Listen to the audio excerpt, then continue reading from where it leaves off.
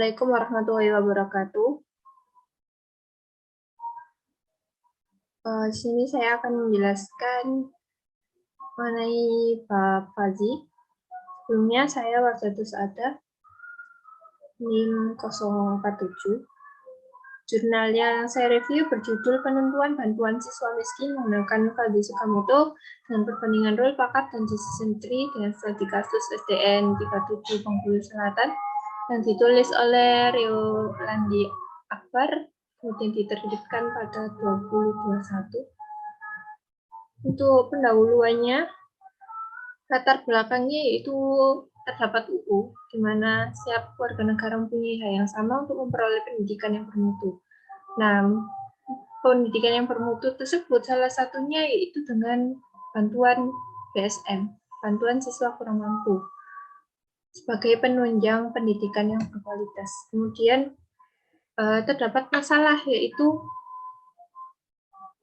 ketidaksesuaian dari output dari pemberian siswa miskin, belum digunakan metode keputusan untuk siap kriteria dan masih menggunakan penilaian prediksi atau perkiraan untuk calon penerima bantuan. Nah, dari hal tersebut menimbulkan khawatirkan penilaian bersifat subjektif dikarenakan penilaian dilakukan berdasarkan kepentingan pribadi sehingga menimbulkan kurang tepat penyaluran BSN tersebut. Metode yang digunakan menggunakan Fazi Sukamoto, perbandingan rule pakat, dan decision tree.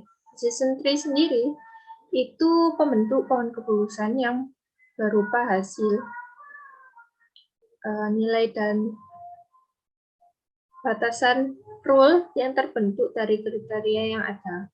Ditentukan tanpa berkonsultasi dengan ahli pakar untuk membuat rule yang sesuai. Sedangkan fungsi keanggotaan Fazi berdasarkan pendapat pakar yaitu kartu perlindungan sosial, nilai rata-rata rapot, tanggungan, penghasilan orang tua, dan prestasi juga kepemilikan rumah. Selanjutnya, metode penelitiannya pertama pengumpulan data diperoleh dari SDN 37 Bengkulu dengan jumlah siswa 173 pada tahun ajaran 2019-2020. Seperti yang dijelaskan tadi menggunakan Fazi Sukamoto. Kemudian selanjutnya pengambilan dataset keputusan dan rule.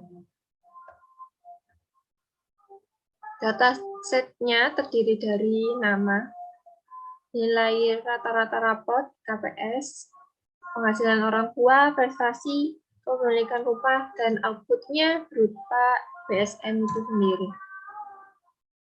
Kemudian perubahan kriteria output BSM ini diklasifikasikan menjadi 3 bagian, yaitu sedang, sedikit, sedang, dan banyak. Seperti ini pada tabel. Kemudian pembentukan pohon keputusan ini berfungsi untuk mengetahui keputusan yang terbentuk layak atau tidak. Ketika layak, maka dalam satu aturan pohon keputusan tidak ada kriteria yang terulang kembali dan dapat dilakukan testing. Akan tetapi jika tidak layak, maka perlu dibentuk ulang kembali dengan menemukan setiap batasan nilai himpunan. Seperti ini decision tree-nya. Kemudian dari decision tree chart tadi terbentuk batasan. Seperti contohnya variabel tanggungan ini sedikitnya itu batasan maksimalnya 2,5 dan seterusnya. Kemudian pembentukan rule decision tree simple chart dari yang chart tadi didapat 6 rule. Kemudian selanjutnya falsifikasi.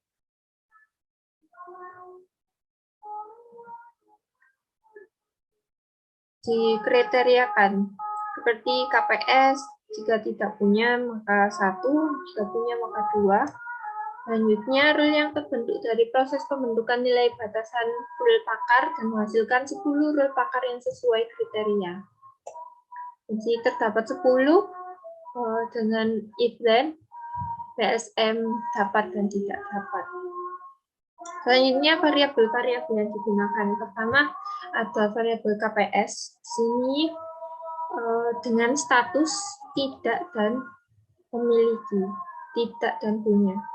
Kemudian ini fungsi keanggotaannya. Selanjutnya variabel tanggungan. Terdapat 3 himpunan, yaitu sedang, banyak, sedikit, sedang, dan banyak. Seperti ini fungsi keanggotaannya. Kemudian variabel nilai rapot juga rendah, sedang, dan tinggi. Dengan titik rendahnya 75 sampai 90 yang tertinggi. Seperti ini fungsi keanggotaannya. Kemudian untuk variabel selanjutnya penghasilan orang tua didefinisikan menjadi 3, kecil, sedang, dan besar. Dengan fungsi keanggotaan. Kemudian variabel prestasi sedikit, sedang, dan banyak. Kemudian kepemilikan rumah yaitu tidak dan punya. Kemudian variabel selanjutnya BSM itu sendiri. Jadi nanti outputnya ini tidak dan mendapat. Kemudian sistem inversi fuzzy.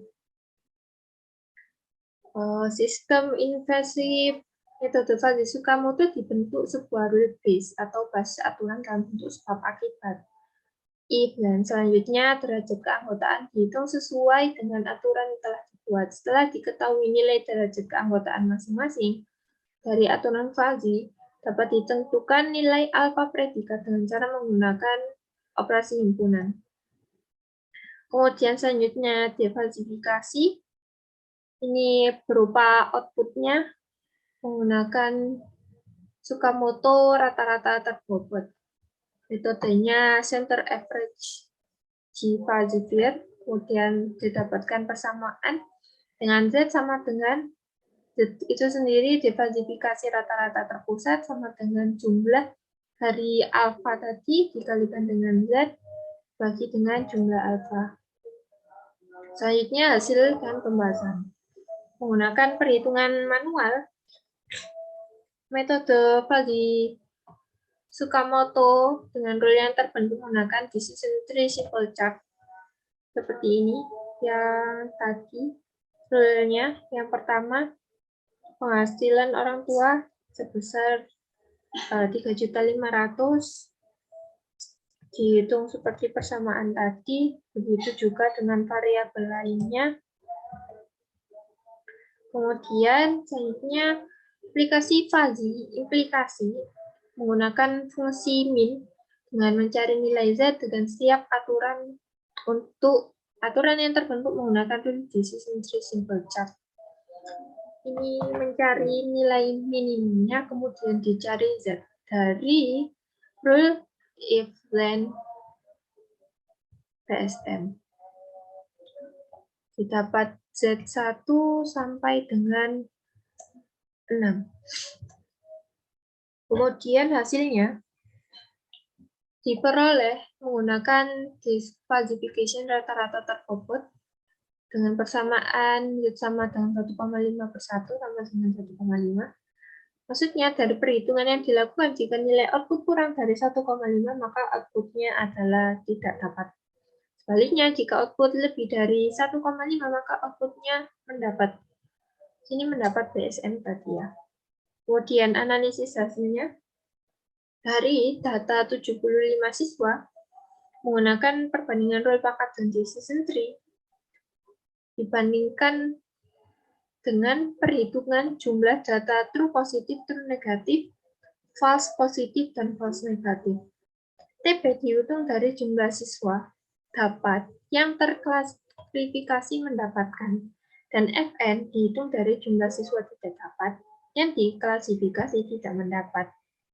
Sedangkan false positif dihitung dari jumlah siswa tidak dapat yang terklarifikasi mendapatkan, dan true negatif dihitung jumlah siswa tidak dapat, siswa tidak dapat dan terklasifikasi tidak mendapatkan. Kemudian didapatkan hasil pada tabel 7 dan 8. Tabel 7 untuk prediksi pakar, sedangkan 8 prediksi decision tree. Kemudian dilakukan pengujian dengan data berjumlah 75 orang, masing-masing nilai inputan. Pengujian untuk menentukan akurasi dapat menggunakan persamaan seperti ini, dari true positif dan true negatif.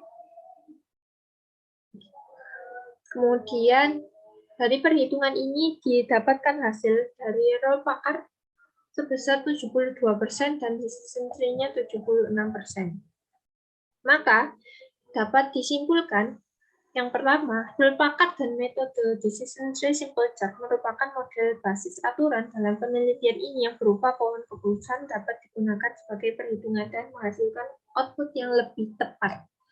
Kemudian kesimpulan yang kedua, nilai akurasi yang didapatkan dari hasil perhitungan perbandingan sebelumnya dari metode role pakar dan decision tree dengan hasil akhir diperoleh role pakarnya 72% dan decision tree besar 76%, sehingga penentuan bantuan siswa miskin menggunakan perbandingan metode role pakar dan decision tree dapat disimpulkan bahwa metode decision tree simple chart lebih tepat digunakan karena hasil rule lebih mampu menyeleksi dan mencari nilai bobot yang menghasilkan output lebih baik dalam menentukan pemberian bantuan siswa miskin. Jadi seperti itu hasil review jurnal mengenai PALI. Silahkan jika ada pertanyaan. Ya Mbak, saya mau bertanya. Tadi kan ada metode decision tree simple card dan rule pakar ya. Apa yang membedakan metode tersebut? Terima kasih. Baik, terima kasih pertanyaannya. Jadi perbedaan dari decision tree, simple chart, dan rule pakar. Penggunaan sistem pakar dapat menjadi alat bantu sementara sebagai pengganti ahli. Sistem pakar mudah digunakan oleh orang awam dan dapat mengambil keputusan dalam waktu yang singkat. Sedangkan decision tree ini model prediksi menggunakan struktur pohon untuk struktur yang berhierarki. Konsep dari pohon keputusan ini mengubah data menjadi decision tree dan aturan-aturan keputusan. Manfaatnya adalah kemampuannya untuk membreakdown proses mengambil keputusan dan kompleks menjadi lebih simpel, sehingga pengambilan keputusan akan lebih menginterpretasikan solusi dan permasalahan. Jadi seperti itu. Iya, terima kasih atas jawabannya. Untuk pertanyaan selanjutnya. Assalamualaikum warahmatullahi wabarakatuh. Waalaikumsalam. Saya mau bertanya, ini kan memakai fusi Tsukamoto. Nah, fusi kan ada banyak. Kenapa harus memakai fusi Tsukamoto daripada fusi dengan metode yang lain? Terima kasih. Oke, baik. Dalam jurnal ini disebutkan bahwa metode Fusi Tsukamoto dipilih karena kelebihannya yang menonjol, yaitu mampu mendefinisikan nilai yang akur dari inputan penilaian, dapat membangun rule tepat dan akurat, dan menghasilkan output tepat dari inputan dan nilai bobot yang dicari, serta diaplikasikannya pengalaman-pengalaman dari pakar-pakar secara langsung sehingga tidak melalui proses pelatihan. Seperti itu.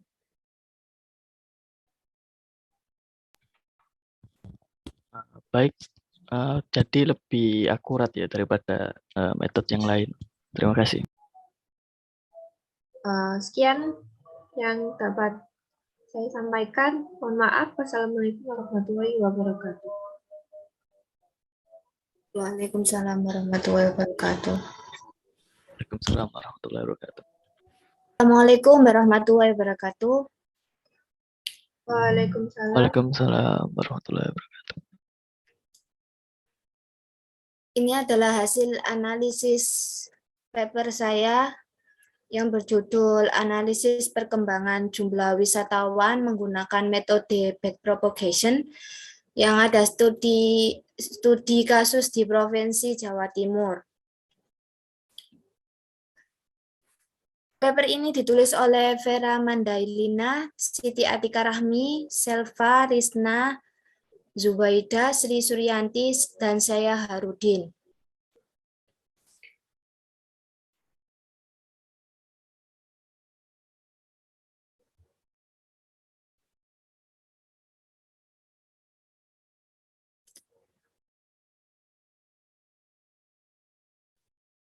Untuk tujuan penelitian di paper ini untuk mengetahui jumlah wisatawan di masa mendatang di Jawa Timur dengan menggunakan metode backpropagation.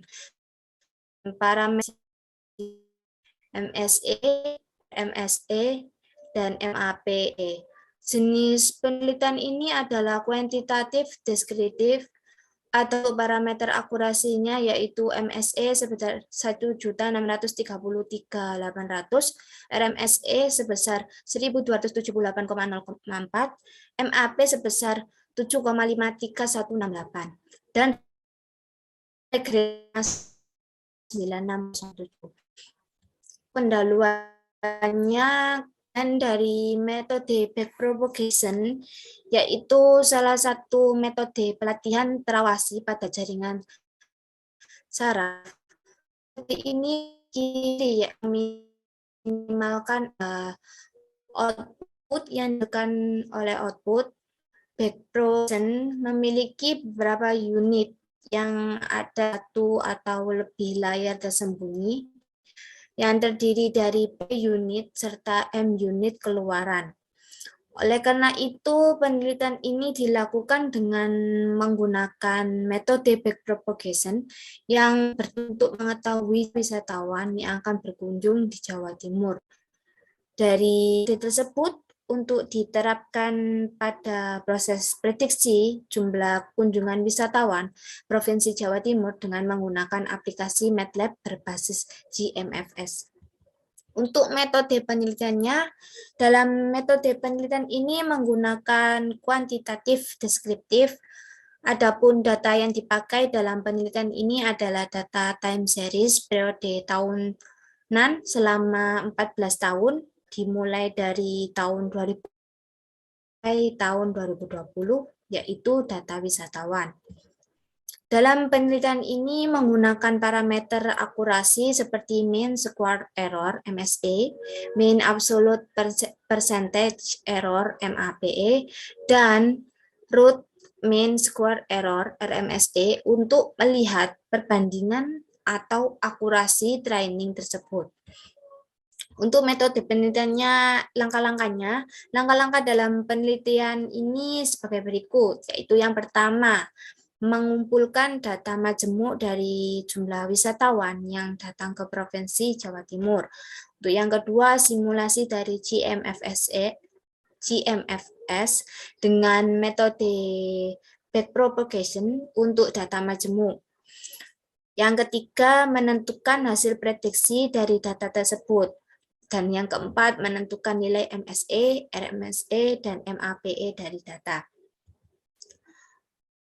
Untuk yang pertama, membuat jaringan saraf tiruan yang dilakukan simulasi menggunakan metode backpropagation diperoleh matrik 12 kali 13 sama dengan 156 dengan menggunakan fungsi aktivitas logsik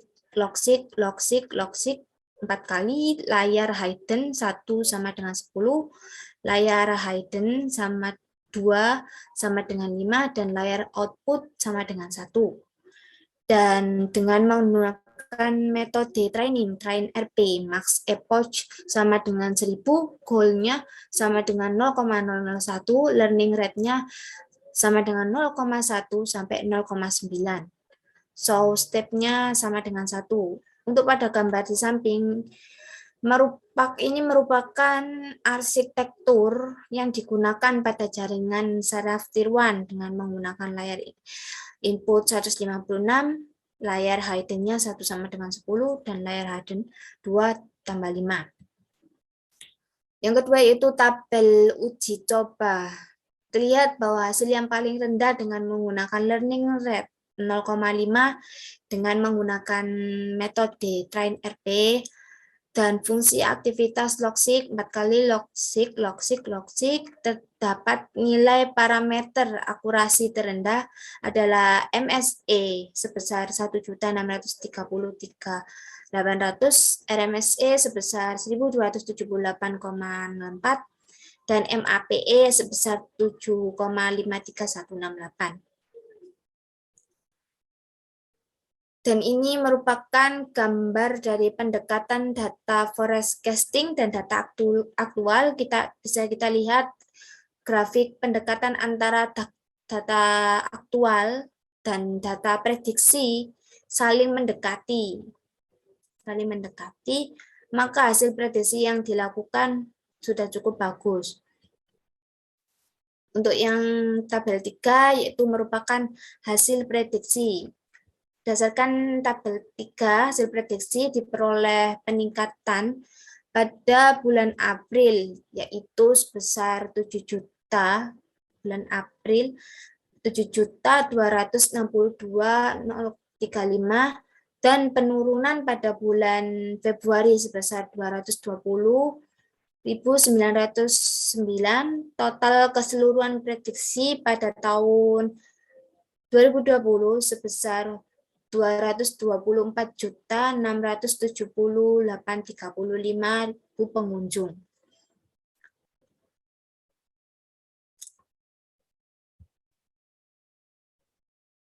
Untuk kesimpulannya, berdasarkan hasil simulasi yang dilakukan sebanyak 9 kali percobaan, maka diperoleh kesimpulan dari metode backpropagation yang digunakan dalam prediksi data jumlah pariwisata di Provinsi Jawa Timur pada tahun 2021, yaitu dengan metode train RP dan fungsi aktivitas logsik dengan jumlah neuron inputan sebanyak 156, layar hidden 1 sebanyak 10, layar hidden 2 sebanyak 5, dan layar output sebanyak 1.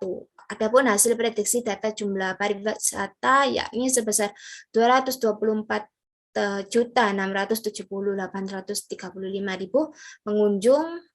Adapun untuk parameter akurasinya yaitu MSE sebesar 1.633.800, RMSE sebesar 1.278,04, MAPE sebesar 7,53168, dan regression sebesar 0,9607. Itu merupakan hasil review dari saya. Mungkin ada pertanyaan.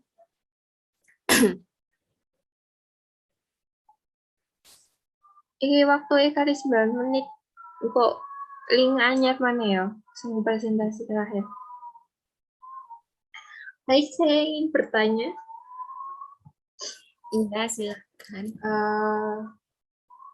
Dalam grafik pendekatan data forecasting dan data aktual hasil prediksi itu dikatakan sudah bagus. Nah, itu dikatakan bagus tersebut dari segi apa? Oke. Jadi data prediksi dengan data aktual di dalam grafik tersebut saling berdekatan. Hasil uji coba atau hasil prediksi yang didapat seperti yang ada di tabel 2 tadi, yang ada di tabel 2 ini, maka data prediksinya sudah cukup bagus.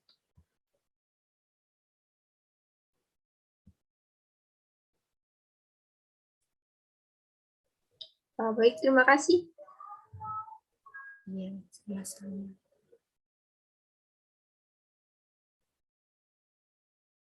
Silakan pertanyaan selanjutnya. Saya ingin bertanya, Mbak. Kan di dalam jurnal Anda kan memilih metode backpropagation. Nah, kenapa kok nggak pakai dengan perseptron? Apa di jurnal tersebut dijelaskan? Maksudnya memilih back propagation. Alasannya untuk memilih metode back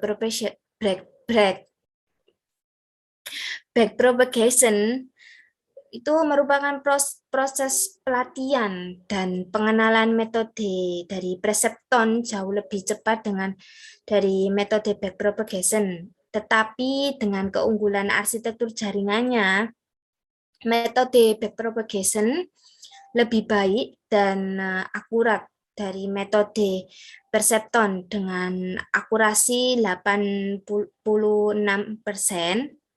Untuk metode back propagation dari 76%, untuk metode Perceptron itu merupakan pendapat dari Oktariadi pada tahun 2020.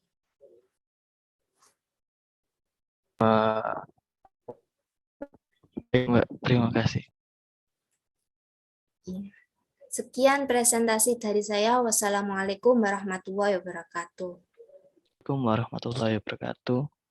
Waalaikumsalam warahmatullahi Waalaikumsalam warahmatullahi wabarakatuh. Si. Kok ketutupan Rai lo? Kayak apa bisa? Aku mantap penisor no barang. Gak oleh nang kudu no pinggir bukan? Nah ya apa gak iso ketutupan?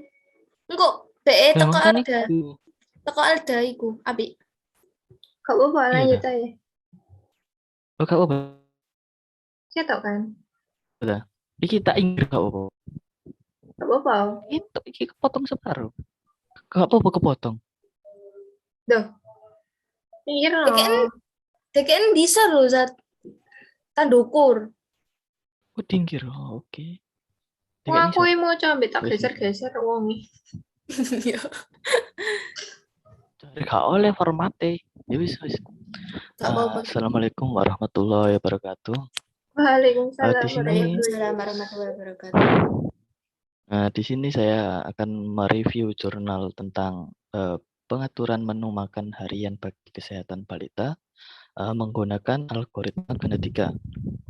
Untuk tanggal jurnalnya itu pembuatannya 2 November 2019 dengan penulis Vini Yolanda Putri dan yang lainnya banyak. Judulnya pengaturan menu makan harian bagi kesehatan balita menggunakan algoritma genetika. Untuk rumusan masalah, balita merupakan masa terjadinya proses pertumbuhan dan perkembangan dengan cepat.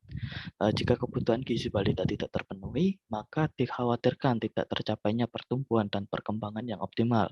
Hal tersebut dapat menyebabkan masalah kekurangan gizi yang selanjutnya dapat beresiko menurunkan derajat kesehatan.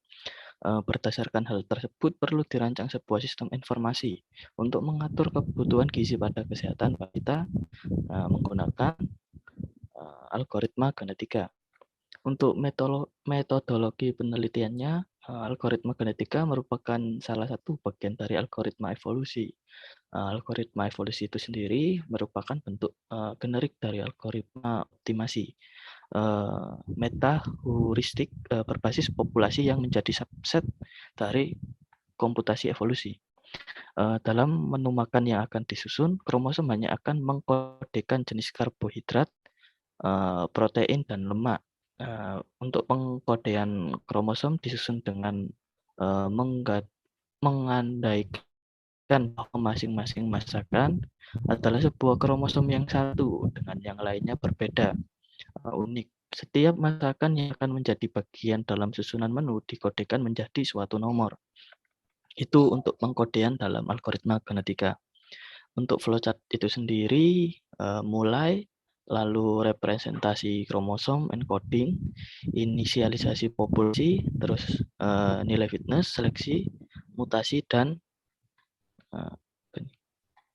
dan generasi baru, lalu selesai.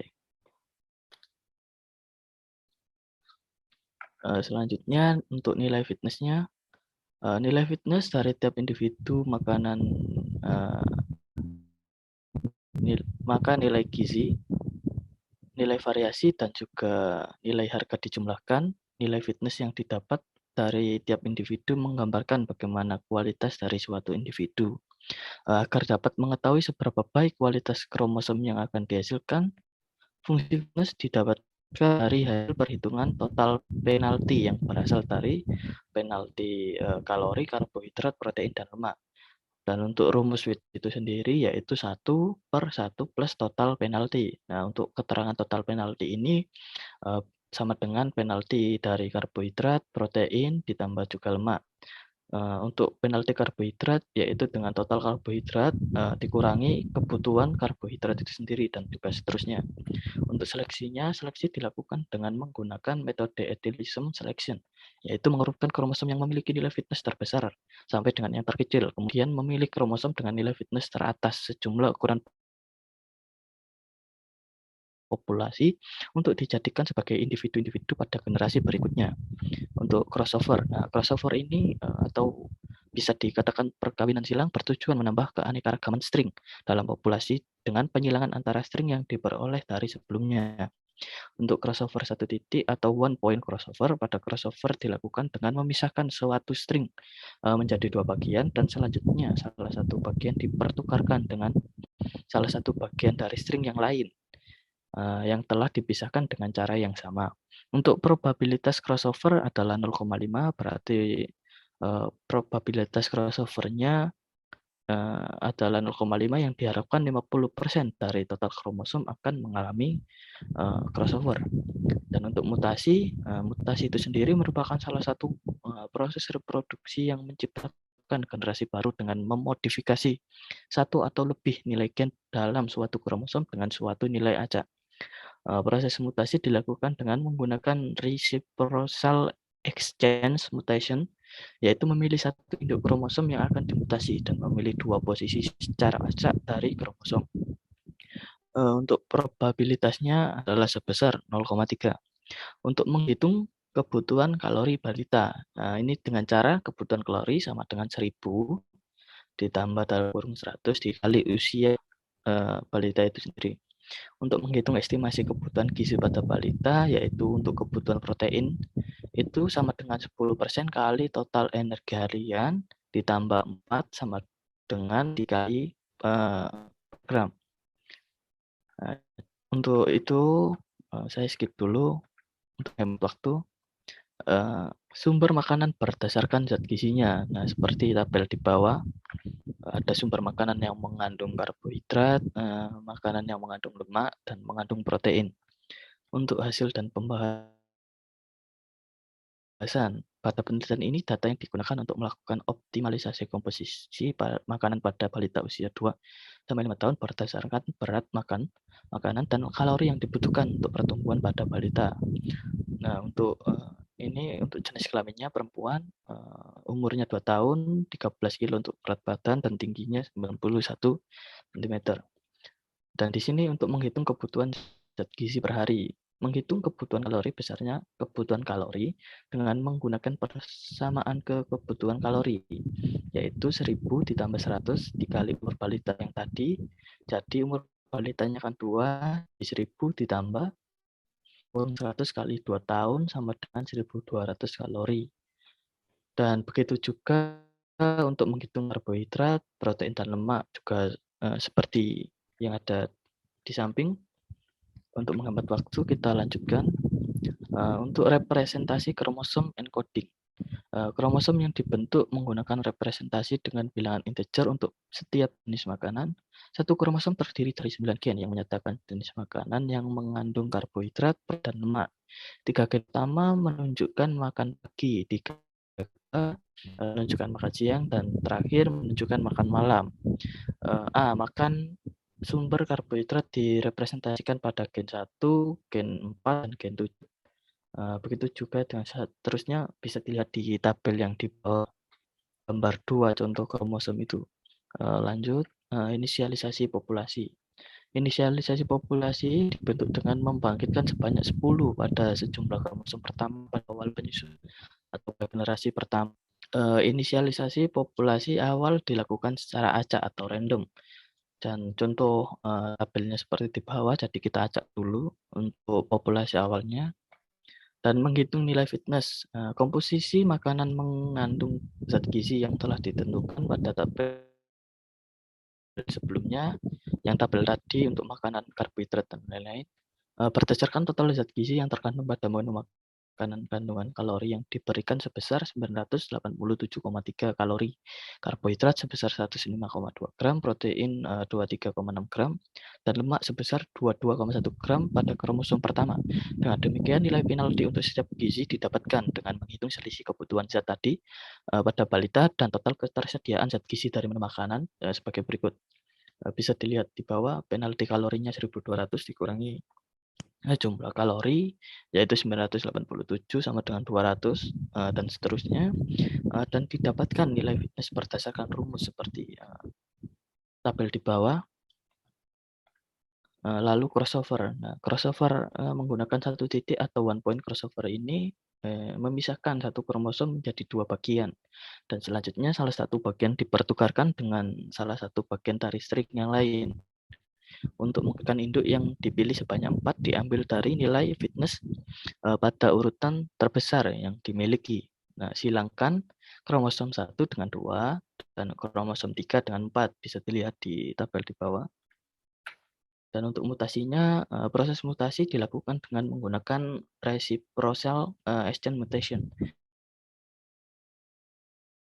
yaitu memilih satu induk kromosom dan memilih dua posisi secara acak dari kromosom tersebut, seperti contohnya di bawah. Untuk generasi baru hasil proses crossover dan mutasi tadi berupa offspring adalah pengganti parent-nya, yang kemudian digunakan sebagai parent untuk menghasilkan generasi berikutnya sampai didapatkan offspring baru lagi. Pada penelitian ini kami hanya melakukan satu kali crossover dan mutasi yang menghasilkan satu generasi. Proses ini akan terus dilakukan sampai tercapai generasi dengan jumlah yang akan dikehendaki. Untuk kesimpulan dari itu tadi, berdasarkan penelitian yang dilakukan untuk menentukan menu makanan pada balita usia 2-5 tahun menggunakan algoritma genetika dapat disimpulkan sebagai berikut. Algoritma genetika diterapkan pada optimasi komposisi makanan untuk balita usia 2-5 tahun dengan menggunakan representasi kromosom bilangan integer. Setelah melakukan proses algoritma dan menyelesaikan permasalahan ini, akan dilakukan pengujian berdasarkan parameter crossover rate, mutation rate, jumlah populasi, dan jumlah generasi. Kemudian akan dilakukan proses seleksi untuk mengetahui hasil komposisi makanan bagi penderita kolesterol. Untuk B, pada proses algoritma genetika untuk optimasi komposisi makanan, berdasarkan data balita, maka diperoleh kebutuhan kalori sebesar 115,76 kalori, kebutuhan karbohidratnya sebesar 209 gram, kebutuhan protein sebesar 28,7 gram, dan kebutuhan lemak sebesar 25,32 gram berdasarkan hasil dari proses crossover tadi, mutasi, dan seleksi pada generasi kedua dengan nilai rata-rata fitness 0,0879. Sekian, mungkin ada yang ingin bertanya, silakan.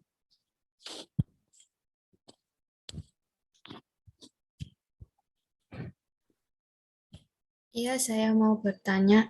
Jadi, apa alasan paper ini memilih algoritma genetika sebagai penelitian ini?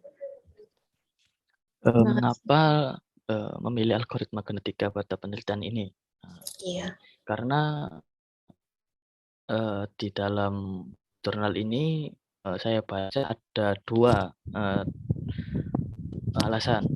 Yang pertama karena hasil dari penelitian sebelumnya dengan menggunakan metode hybrid, bahwa kebutuhan kalori yang direkomendasikan sistem belum sesuai atau mendekati dengan kebutuhan kalori balita yang sebenarnya. Sedangkan pada penelitian yang lainnya, kesimpulan yang mereka dapat dari algoritma genetika dapat digunakan untuk penyelesaian masalah optimasi menu makanan untuk penderita hipertensi. Jadi lebih memilih ke sini karena sudah ada uji coba yang lain sebelumnya dan hasilnya maksimal. Begitu, terima kasih. Selanjutnya.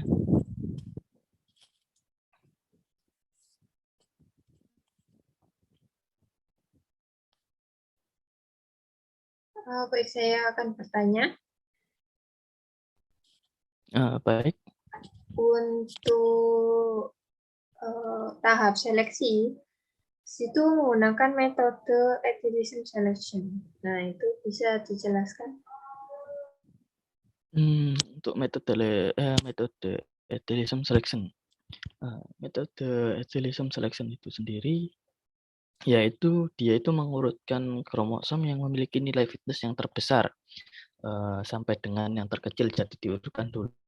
Kemudian memilih kromosom dengan nilai fitness teratas sejumlah ukuran populasi untuk dijadikan sebagai individu-individu untuk generasi berikutnya. Jadi seperti itu.